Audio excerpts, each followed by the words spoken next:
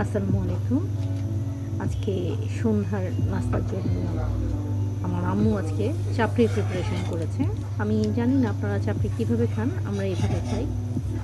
চালের আটা, তার সাথে কিছুটা আটা, তার সাথে ধনিয়া পাতা, কাঁচামরিচ, একটা ডিম ভেঙে দিয়ে লবণ, সামান্য হলুদ দিয়ে মেখে এরকম একটা ঠিক গোলা বানিয়ে তারপর এরকম চুলায় দিয়ে তেল দিয়ে এপিট ওপিট করে সুন্দর করে কড়কড়া করে ভেজে তারপর আমরা এভাবে করে খাই। এটা আমাদের হাউস স্টাইল, প্লিজ এটা কেউ অন্যভাবে নেবেন না, বা যেভাবে পাওয়া যায় বাহিরের চাপড়ি সেই স্টাইল না, এটা আমাদের বাসার বানানো। আম্মুর হাতের এই চাপড়িটা খুব মজা হয় খেতে, আমরা খুব এনজয় করে খাই।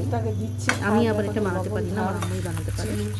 আমার আম্মু যখন বাসায় আসে তখন আমাদেরকে এভাবে করে বানিয়ে খাওয়ায়। তো আমার ছেলেও খুব পছন্দ করে, আমার হাজব্যান্ডও খুব পছন্দ করে, খেতে খুব মজা লাগে। আপনারা কমেন্ট করে জানাবেন যে আপনারা কে কীভাবে চাপড়ি বানিয়ে খান, বা আমাদের মতো করে খান নাকি এভাবে।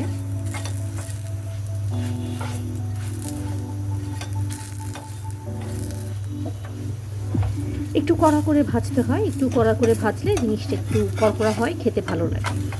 অনেকে আবার একটু মোটা করেও গোলাটা বানায়, আমাদের আবার একটু পাতলা করে দেওয়া হয় যাতে জিনিসটা কড়কড়া হয়, খেতে মজা লাগে। আর এটা চালের আটা ছাড়া শুধু আটা দিয়েও করা যায়, আপনারা করে দেখবেন কেমন হয়।